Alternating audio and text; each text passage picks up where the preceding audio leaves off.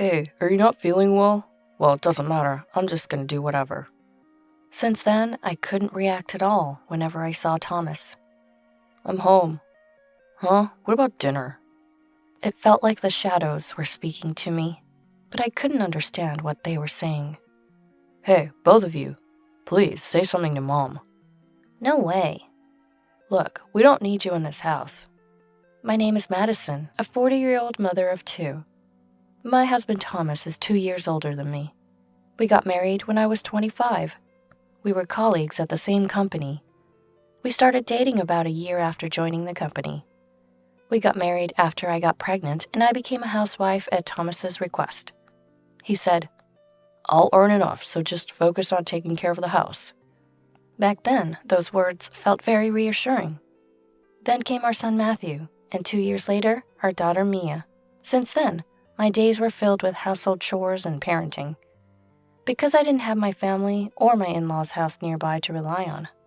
Both my and my in-laws' homes are more than an hour away by plane, and I moved away for college. My mom did come to help when I gave birth, but it wasn't practical for her to stay long. Looking back, I should have visited my or my in-laws' house during those times. But back then, Thomas's words, I want you to protect our home, had deeply rooted in me. My mom used to say, come back home whenever it gets tough. I, unaware, had rejected that idea back then. Thomas is now a sales director at a mid-sized trading company, and this year, with Mia entering junior high, I started a part-time job. Because Thomas had started saying, we should send Matthew to a private high school, right? For me, it didn't matter whether it was public or private as long as Matthew wanted to go. In my upbringing, efficiency was the only option, so I didn't really understand the difference. But it seemed to matter to Thomas. You might not know this, but in the corporate world, the university you graduated from can define your career. A good university isn't something you can get into through efficiency alone. It's got to be private. I wish he had said that when Matthew was entering middle school. Ridiculous. If there's somewhere I really want to go, I'll find a good prep school myself, Matthew would say, showing me various nearby prep schools, summer courses and winter courses he found online. Mia, adoring her brother, would peek over his shoulder and ask him to tell her if he found something good. Sadly, my children are better at gathering information than I am. So as a parent, the least I can do is not to hinder their educational paths. That's why I started working part-time, not just to rely on Thomas's income, but to help with the schooling expenses. But when I discussed this, is that so? Then let them do as they like, was all Thomas said. Do you just want them to get into a good school? That's about all parents can do, right? Was his only reply. Indeed, that's true. About what parents can do, but every time he said that, I felt more and more alienated. Perhaps it's because we spend so little time together, Thomas and I. Since Mia was born, the intimacy between us had dwindled. Of course, it might be because I was always busy and tired from parenting. Sometimes, Thomas would say things like, if it's too hard, you can ask someone to help. I appreciated those words, but that only made me try to handle everything on my own even more. I've even collapsed from trying too hard. That was when I finally broke down and called my mom. She hurried over on a 1-hour flight and helped take care of me and the kids for a while. Then I told her about what Thomas said about hiring a sitter. If you're okay with that, it's fine to leave them somewhere occasionally. You've always been like this, trying to do everything by yourself until you're overwhelmed. I felt comforted by my mom stroking my head as I lay there, yet I also felt pathetic. Sure, I wanted to accomplish on my own what Thomas had told me to do no matter what, and by night I'd be so exhausted I'd fall asleep. Before I knew it, we were in a state of neglect. It struck me as odd for a married couple, and by the time I realized, an uncountable number of years had passed. I did wonder at times, why won't you help out, play with the kids sometimes? But then another part of me would quash that thought. It's because Thomas is working hard that I can always be with the kids. I'm very grateful for that, so I feel I must do my part, even if it means living a life full of missed connections. Then one day, Mia, holding her laundry, came to me and said, I'll wash mine from today. Is that okay? Mia, who'd never really helped out before, asked. It was so unexpected that I said, What's up? I'm happy and grateful you want to make your own choices, but... Mom, you've been busy lately. No, that's not it. You see, Mom, I don't like washing mine with Dad's. I remembered this child is sensitive to even the slightest change in smells, often making comments like, Dad's laundry smells weird. I hate the idea of his smell transferring. Mom, you don't wear any perfume, so keep it that way. I'd always thought lightly of it, assuming she meant the hair products I usually use, and now she's in puberty. It was common to hear that daughters start disliking their father's belongings, but the story didn't end there. Mom, I need to talk. One evening, after returning from a part-time job, Matthew was waiting for me. The serious look on his face told me this wasn't something trivial. As we moved to the living room, removing our coats, I asked, What's wrong? It's rare for you to look so serious. Yeah, it's about Dad.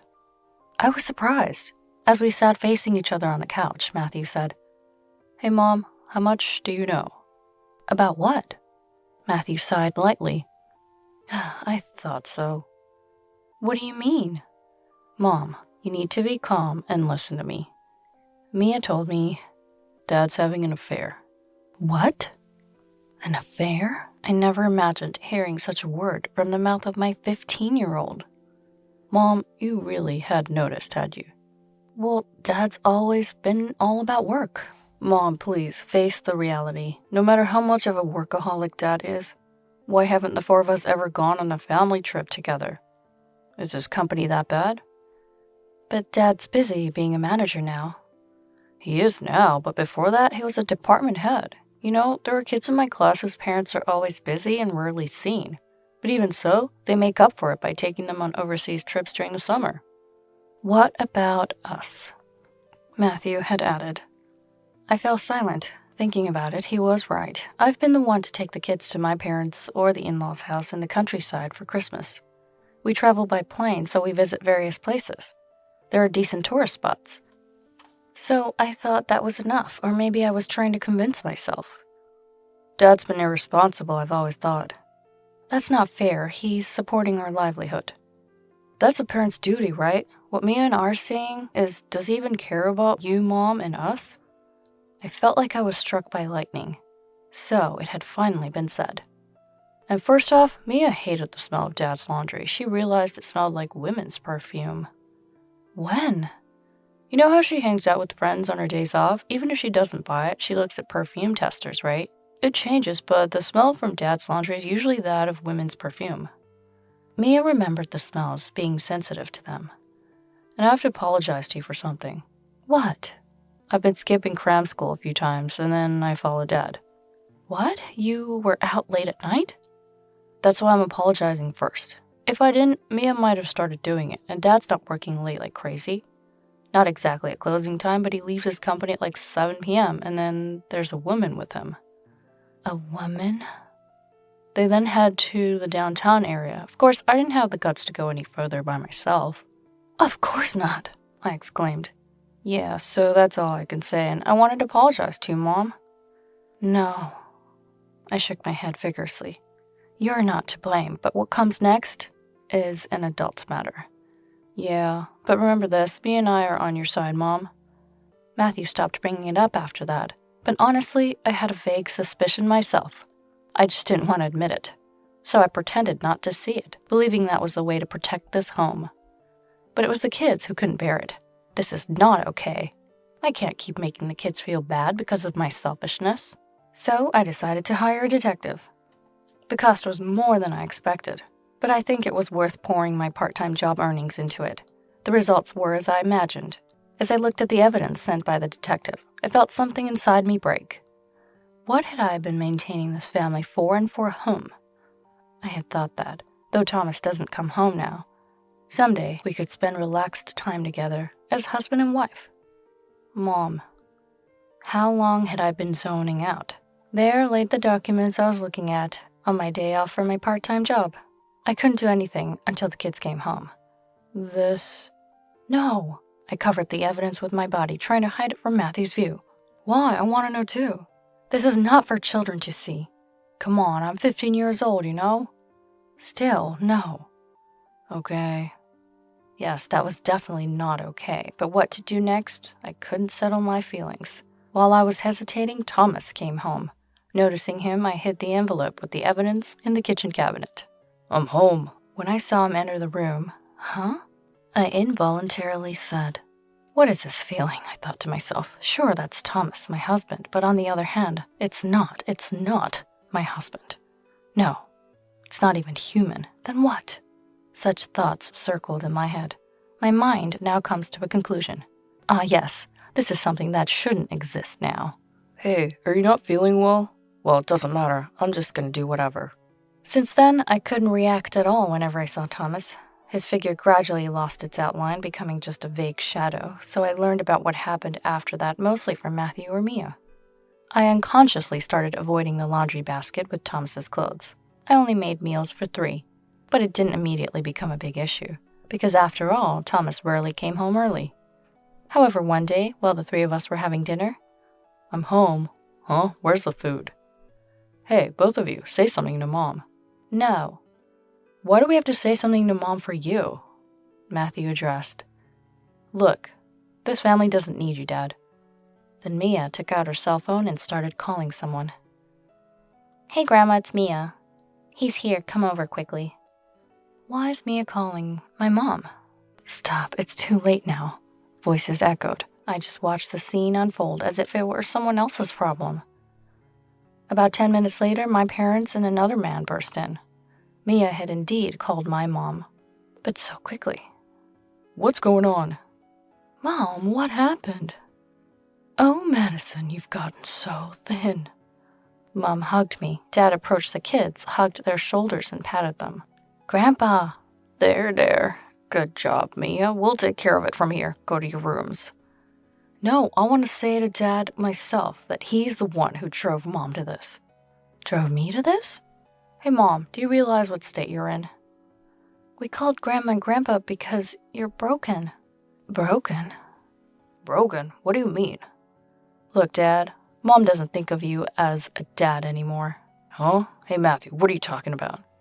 "Hey, Madison," my dad gently asked me, "how many people did you cook dinner for today?" "What are you talking about? There are 3 of us, so I made food for 3. Oh, did you not eat yet? Let me make something for you quickly." My mom stopped me as I started to get up. "It's not like that, Madison. I already ate, so you don't need to worry about me. I'm here to talk to this person." "This person?" I turned in the direction Mom was indicating. A vague gray shadow seemed to be moving. "Your kids, they sent this to our house." "Huh?" Dad presented an envelope I didn't recognize in front of me. "A detective?" "Yeah, you've forgotten that too, huh?" Mom's lament sounded painful, but I couldn't understand why she looked like she was about to cry. "That's your husband Thomas over there." The shadow stopped moving. "What do you mean, Madison?" A shadow seemed to be saying something to me, but the words entered my ears without making any sense in my head. "That's what I've been saying. Because of you, Mom is broken. She can't see you anymore." "Huh? Cut the jokes. Hey, Madison, you know who I am, right? Hey." I felt the shadow grab my collar, but still, it was as if hearing from a far distance I couldn't understand what was being said. "It's no use, Dad. Just look into Mom's eyes." "Let go of Madison, Thomas." Dad pulled me away from the shadow, and then my parents furiously talked at the shadow. "Mom, you might not understand this now, but..." Matthew grabbed both of my hands and looked straight into my eyes.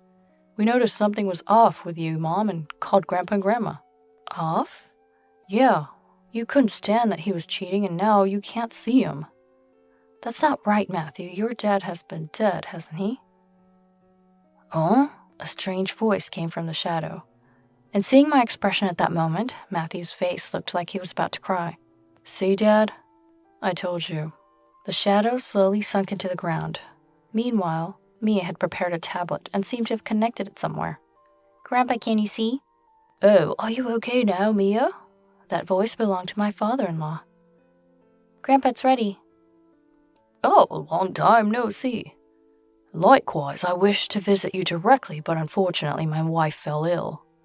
"I sympathize. She was quite fond of Thomas." "She was too invested in her son." "Hey, Thomas." A voice loud enough to crackle through the tablet sounded. "Dad, what is it?"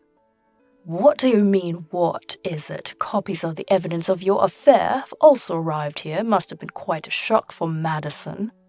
Dad, you're blaming me too? Silence. How many years has it been since you've come to us for Christmas? I never said that because Madison always defended you.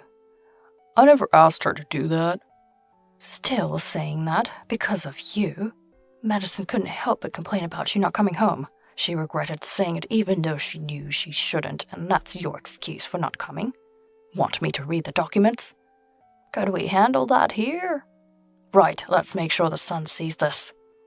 Then I'll say it. You and your colleague Evelyn have been noticeably close for over 10 years, causing rumors at work. Because you told her to stay home as much as possible, Madison stopped talking to her old colleagues, giving you free rein to continue your affair. You even went on trips abroad during summer and haven't shown your face here for the last 10 years, and Evelyn believes she'll marry you. She was 25 when you started dating, and now she's 35. She's not blameless, but she's prepared to pay alimony in case of divorce. And what about you? Wasted the best 10 years of her life, huh? That wasn't mentioned when you came here, but that's how it was, huh? Hey, Thomas. The shadows seemed to tremble.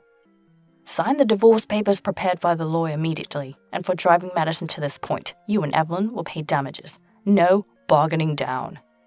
Dad, please help me. I refuse. Listen, Thomas. Your mother collapsed and has been hospitalized since we saw the documents. Whose fault do you think that is? Huh? Mom? I wish I could punch you myself for continuing an affair for 10 years. How can you face me and say such things? Mom cries in her hospital bed every day regretting her upbringing. But you're my parent, shouldn't you help me? At your age, people start to think about caring for their parents, and here you are saying such naive things. Don't worry, we won't be needing your care. We're cutting ties with you. That's too harsh. Yes, it's good you're an only child. The little inheritance I had in mind for you will go to Matthew and Mia instead. Don't say that, help me. Enough, I'm hanging up now. Madison's dad will take over. Evelyn is also at fault, but it seems she was mostly deceived by this guy, but I'll leave that to you. Do as you please with the both of them. We will handle it thoroughly, don't worry, we won't cause physical harm. The tablet's video and audio cut off. Let's discuss the divorce then. It seemed the man who came with my parents was a lawyer. He entered the conversation. Do you intend to divorce, Madison? We're a family of 3 anyway. Yes, but to formalize that, you'll need to sign here. Right, even if the husband is dead, we still need to report it, don't we? Dead? Yes, it was only later, when I had time to think, that I realized I truly believed at that moment my husband was dead. He was gone, and somehow, as days passed, Thomas's affairs and absence had been replaced in my mind with the idea that he had died. That's why, even though he was supposed to be in front of me, I couldn't perceive him as a living person, only as a vague shadow. This was clarified later through counseling, so, despite the contradictions in our life, I hadn't noticed. All I thought about was protecting the life I had with my 2 children, that was all. Apparently, the decision not to bring Evelyn to the scene was made after discussions between my parents and in-laws. They probably thought it inappropriate to expose the children to Dad's mistress in person, especially Mia. Absolutely disgusting. Who was strongly against it. So the matter was left to the lawyer. Evelyn, having decided to settle matters, apologized deeply. I didn't think it was right. Waiting for marriage for 10 years was too long. Still, I clung to a sliver of hope. Regarding my deteriorating condition, I was always told by him that his wife was cold, but to think... It seems Thomas had always portrayed me as a cold woman who excluded him from the family to her. I thought my sympathy turned to love for him, but now I see I was merely deceived. Her voice was trembling with anger. Mr. Lawyer, I will pay the compensation to Madison fully. Moreover, I want to sue him for marital fraud. Is that possible? Do you have evidence? I recorded his words just in case such a time would come. Breaking up with him after the divorce? This incident has completely opened my eyes. I'll break up with him. She was a veteran office worker known for her reliable skills. The evidence was well organized and prepared. Her love turned into undeniable hatred towards him. Thomas ended up making an enemy of the woman he thought was on his side. Afterward, both had to leave their jobs. Though the circumstances were slightly different, their relationship was somewhat known within the company, just not officially acknowledged.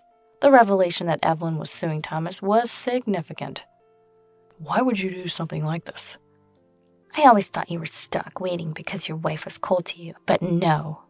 You came with me on those summer vacations. You were the one crying about your wife telling you not to come. I was shocked to hear about her condition. Evelyn disclosed everything before resigning voluntarily. She paid the compensation in one lump sum with a simple apology attached. I'm terribly sorry. Yes, just that one line. Thomas also ended up leaving his job, deemed unnecessary by the company due to the lawsuit. The compensation to me and child support for the kids were initially covered by in-laws, later to be deducted from his savings and assets. Considering his age and previous managerial position, it's uncertain what job he could find now. But that's no longer my concern. Since the day I confronted Thomas, I was hospitalized for checks and counseling. Half for medical exams and half for mental health support. It was decided I had no issues other than those related to Thomas. I moved in with my children to my parents' house. I'm sorry for making you change schools at this time. It's okay, Mom. Everybody was going to different high schools anyway, so we would have parted with everyone regardless. I'm a bit sad to be away from my friends, but it's much better than living with him. My children's understanding is something I treasure. I continue counseling, benefiting from the absence of the source of stress. Once I'm a bit better, I plan to start working seriously for my children and myself.